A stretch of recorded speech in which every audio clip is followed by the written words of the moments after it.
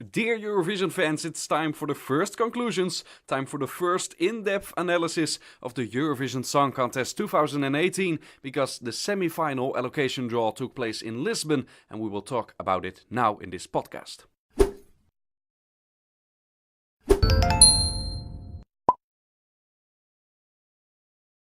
The Eurovision Song Contest 2018 has almost officially begun now. At least it's official that Lisbon will definitely host it now that they have the keys of the contest handed over at the semi-final allocation draw. And the results of that draw, I will discuss them with our chief editor, Steef van Gorkum. Steef, you've also watched the draw, of course, with interest, because it's always an interesting day. What's the thing that sticks to your mind most now that we know the allocation of each nation? Well, for me, it was interesting to see where the countries, you still have 4 or 5 countries, 5, I think, with a 100% track record in that semifinal, where those were going to go. I noticed that they were divided relatively uneven because most of them ended up in the second semifinal. And then if you look at track records in general, you will see that there is a big difference if you look at the percentage of the countries how well they've done over the years. That in the second semifinal, there are a lot more countries that have a track record of 70% or higher. So if you look at history and historic results, they are not that evenly divided this year. Maybe more uneven than in previous years, I would say. And that second semi-final with indeed 8 countries above the 70%. When you look at these results, at least since we have 2 semi-finals, we see Australia in that second semi-final. Yeah, Australia is one of those 5 countries with a 100% track record, but it's definitely a track record that will be tested this year. Because this is a strong semi-final. I mean, this has the promise of being a strong semi-final. Of course, we don't know half of the songs yet. We barely know any of the songs at this point. But, countries like Sweden, like Norway, where we've seen a very strong lineup in their national final, and a lot of others that I now didn't mention. But you do expect those countries to be strong again because they have been so strong in history. And that means that Australia will have to be strong again as well. We've sent 3 entries so far that finished top 10. Well, if you send again an entry that's good enough for top 10, then you don't have to worry about qualifying through the semifinals. But if you don't, then this is a really tough semifinal to get through.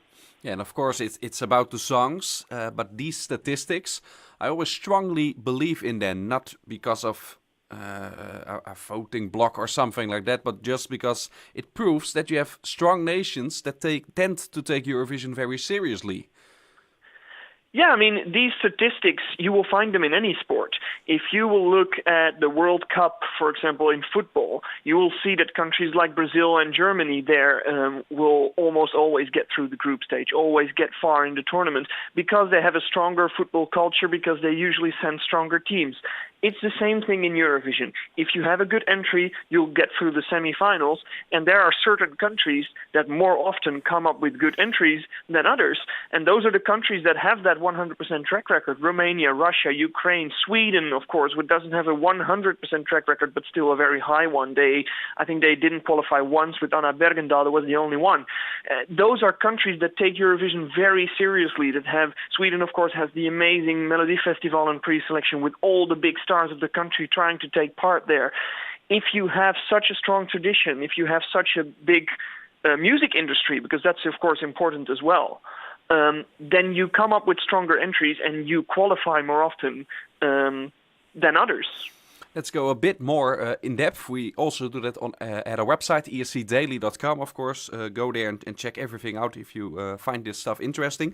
Semi-final 1, 19 countries. That is, of course, always difficult because you have to defeat one more nation. We do see a lot of countries that tend to do not so well at Eurovision all together in one show. So we could see a couple of happy faces that we don't see that often.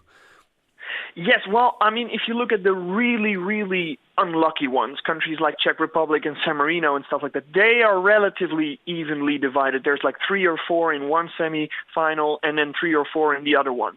But this first semi-final with 19 countries only has 3 really, really big hitters, Azerbaijan, Greece, and Armenia. Those are the 3 countries that qualify quite often, and then there's a big gap between that middle group. So if you take out the bottom 4 and the top 3, you have 12 countries who qualify, well, between 40 and 65% of the times, basically.